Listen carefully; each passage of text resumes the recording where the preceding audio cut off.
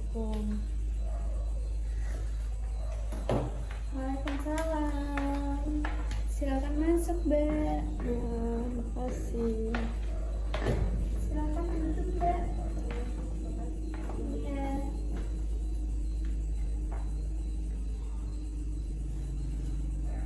Kok dari rawat wajahnya terlihat murung sih, Mbak? Sebelumnya perkenalan dulu ya, Mbak, kita ya. Perkenalkan, nama saya Sylvia Putri Usnapatika, biasa dipanggil Bu Sylvi. Kalau Mbaknya sendiri? Perkenalkan, nama saya Sylvia, biasanya dipanggil Miss Bu. Mbak Ninis ya. Mbak Ninis dari mana tadi? Dari rumah atau dari mana? Kebetulan kan saya ngekos ya Bu, bayarnya. Jadi saya dari kos. Kuliahnya di mana tuh? Di UMK. Oh iya, anak UMK ya. Kosnya juga dekat situ ya. Iya. Rumahnya mana Mbak? Rumah saya Pati Bu. Wah, pantesan ngekos ya Mbak ya, lumayan jauh kalau di Laju ya. Iya. Mbaknya tadi udah sarapan belum? Udah Bu. Pasti geprek kan? Biasa anak kos, makanya sering geprek ya. Tapi jangan sering-sering makan pedes ya Mbak ya. Kasihan lambungnya. Semester berapa ini Mbak sekarang? Sekarang semester 4 sih Bu. Oh, semester 4. Pasti ambil banyak nih mata kuliahnya nih. Berapa nih yang diambil? Kebetulan 9 mata kuliah sih Bu, 24 sekarang. Lumayan banyak sih ya. Harus pinter-pinteran bagi waktu tuh nih ya. Tapi saya yakin Mbak Ninis pasti pinter loh bagi jadwalnya. Oh iya, Mbak Ninis, saya sangat menghargai keberanian Anda untuk datang ke sini hari ini. Dan sebelum kita mulai berbicara lebih dalam, ada beberapa hal yang perlu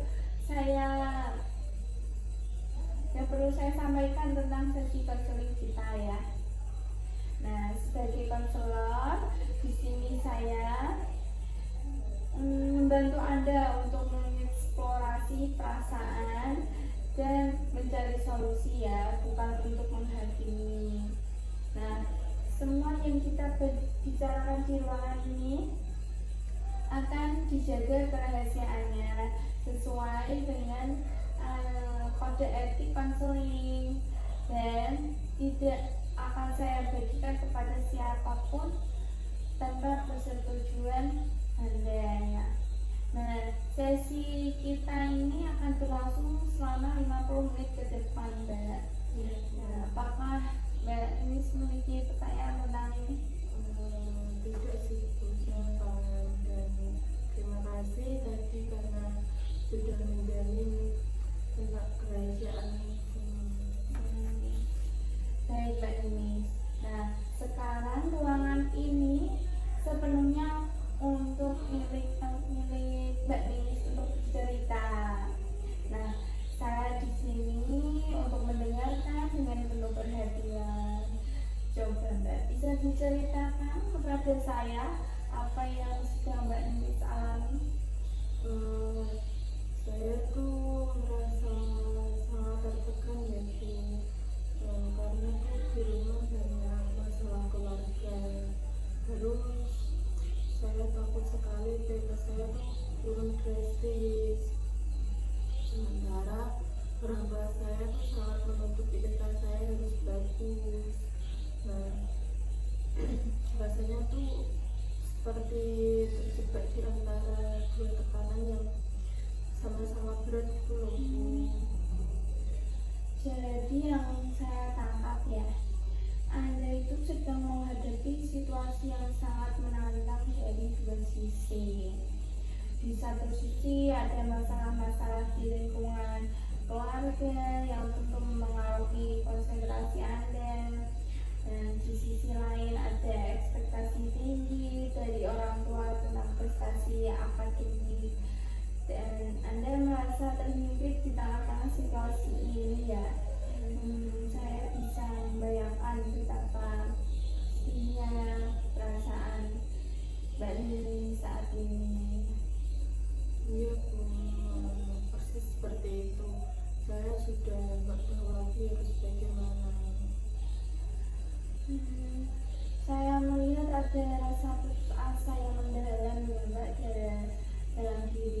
Mbak Ninis. Seperti air mata ini itu menunjukkan betapa besarnya tekanan yang Mbak Ninis rasakan.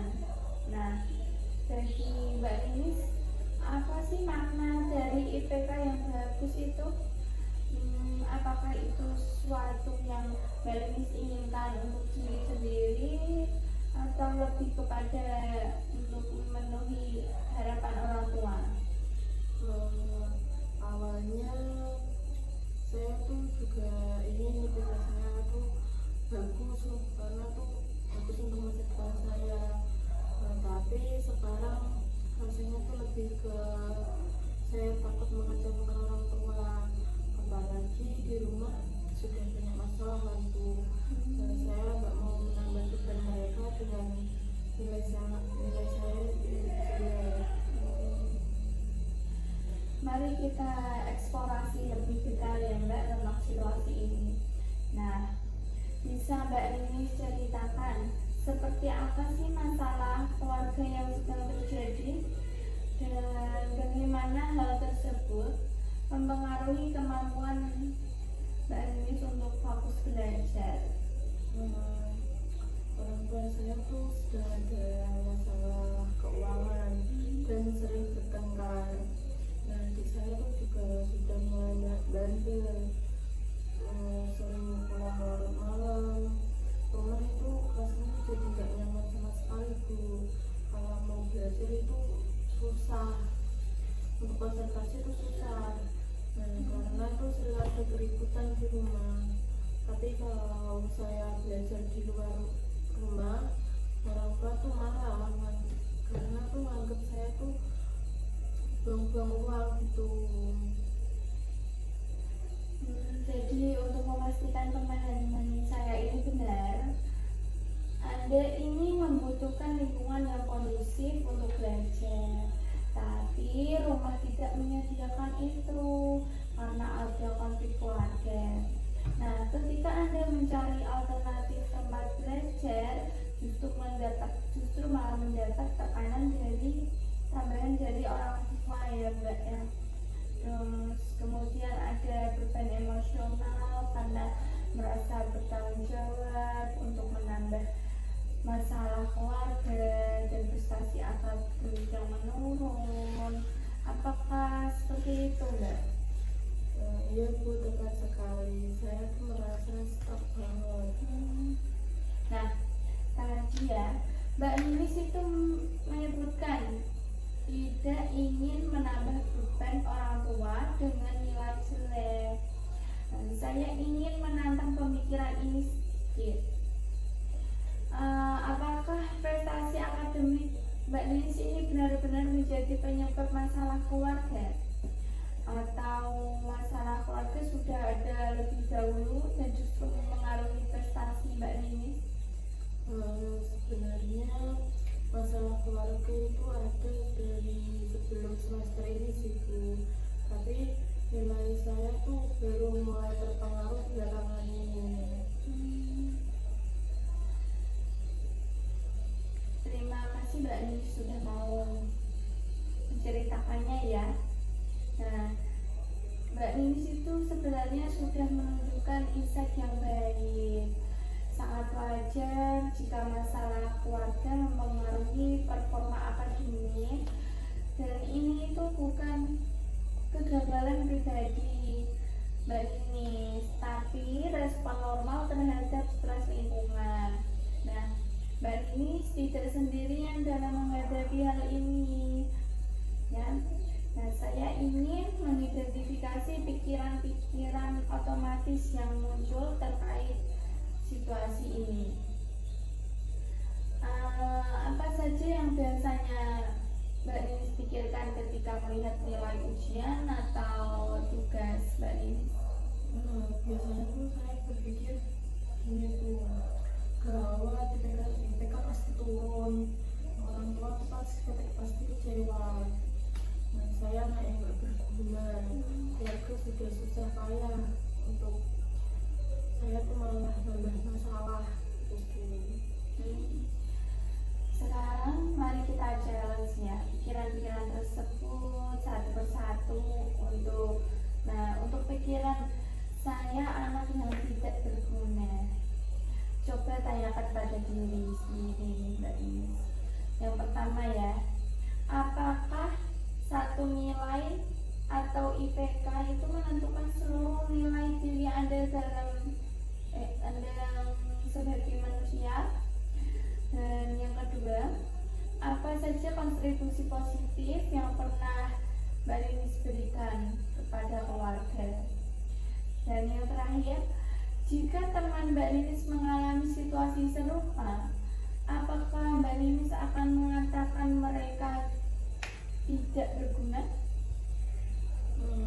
Kalau dipikir-pikir, saya sering membantu mengurus hati di rumah. Saya juga yang sering mediasi kalau orang tua itu lagi bertengkar. Dan kalau teman saya pasti tidak akan bilang mereka itu nggak berguna. Saya malah akan kasihan dan ingin membantu mereka. Tepat sekali Mbak Ninis. Anda itu sudah memberikan banyak kontribusi emosional ya pada keluarga. Sekarang mari kita pikirkan bahwa masalah keluarga adalah tanggung jawab Anda untuk diselesaikan melalui prestasi akademik. Nah, mari kita tolak pikiran seperti itu ya Mbak. Nanti Mbak Inis kan mengatakan seperti itu. Nah, masalah keuangan dan konflik orang tua itu bukan beban yang harus Anda tanggung melalui nilai sempurna begitu Mbak. Tapi Bu, bagaimana caranya saya tuh nggak merasa bersalah kalau nilai saya tuh jelek? Nah, rasa bersalah itu normal Mbak Ninis, tapi mari kita bedakan ya antara realistic guilt dan excessive guilt. Nah, realistic guilt itu munculnya ketika kita benar-benar melakukan kesalahan, sedangkan excessive guilt itu munculnya ketika kita merasa bertanggung jawab akan atas hal-hal yang di luar kendali kita, seperti itu. Nah, Anda itu boleh merasa sedih jika nilai tidak sesuai harapan, tapi Anda tidak perlu merasa bersalah atas masalah keluarga yang sudah ada sebelumnya. Mungkin saya bisa cari waktu kerja yang tepat, misalnya pagi-pagi sebelum yang lain bangun, atau enggak mungkin diskusi sama orang tua tentang pentingnya suasana rumah yang kondusif untuk belajar ya. Bagus Mbak. Berarti itu artinya itu Anda sudah mulai berpikir solusinya. Nah, mari kita buat strategi konkretnya ya. Nah, yang pertama itu jangka pendek. Coba Mbak Ninis mengidentifikasi waktu-waktu tenang di rumah untuk belajar. Nah, selanjutnya bisa buat jadwal belajar yang fleksibel sesuai kondisi rumah. Dan bisa juga gunakan earphone atau handphone untuk meminimalkan distraksi. Nah, selanjutnya ada juga jangka menengah. Mbak ini bisa mengkomunikasikan dengan orang tua tentang kebutuhan lingkungan belajar. Nah, bisa juga dengan cari support system di kampus seperti teman belajar atau perpustakaan, seperti itu Mbak. Bagaimana kalau menurut Mbak ini? Kedengarannya realistik ya Bu, terutama yang pagi-pagi karena biasanya rumah masih sepi. Sekarang saya ingin mengajak Mbak Ninis untuk melakukan reality testing. Nah, jika IPK Mbak Ninis turun sedikit karena kondisi keluarga yang tidak kondusif, apakah itu benar-benar akan menghancurkan masa depan Mbak Ninis? Atau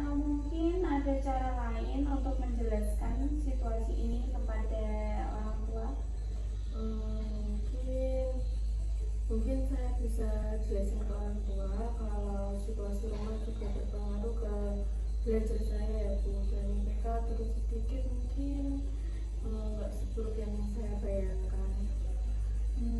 Mari saya rangkum ya dari diskusi kita hari ini.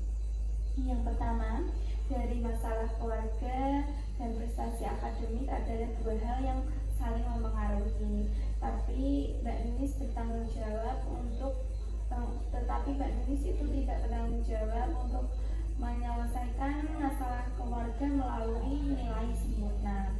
Nah, yang kedua, itu Anda itu sudah memberikan kontribusi besar Mbak bagi keluarga dalam bentuk dukungan emosional. Terus yang ketiga, ada strategi konkret yang bisa Anda lakukan untuk memaksimalkan kemampuan belajar dalam situasi yang menantang ya. Seperti tadi kan kita sudah bicarakan strategi konkretnya ya. Nah, yang terakhir penurunan IPK-nya sementara itu akibat kondisi keluarga yang tidak kondusif adalah hal yang dapat dipahami dan dikomunikasikan ya Mbak. Nah, jadi Mbak Ninis itu tidak perlu takut untuk IPK-nya turun seperti itu Mbak.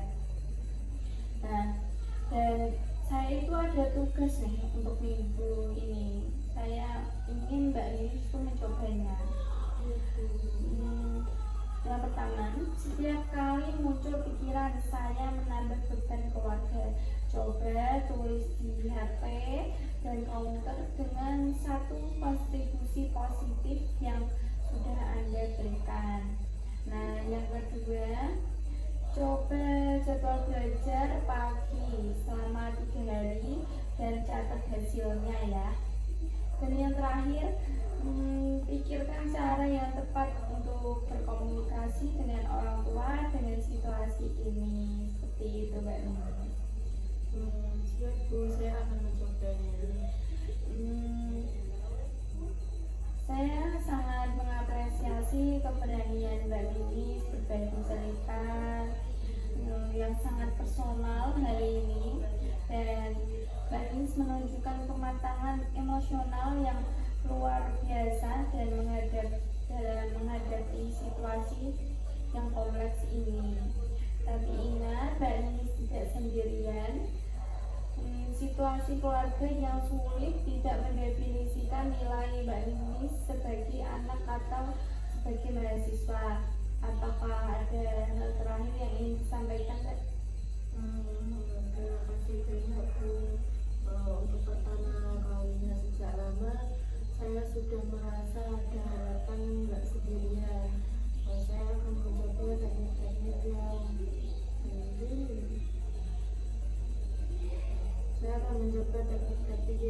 sudah Ibu berikan tadi yang sudah kita bahas. Saya yakin Mbak Ninis pasti bisa melewati masa sulit ini ya. Nah, untuk kalau Mbak Ninis masih membutuhkan bantuan saya lagi, nanti Mbak Ninis bisa menghubungi saya dan nanti kita bisa jadwalkan untuk sesi konseling berikutnya ya Mbak Ninis ya.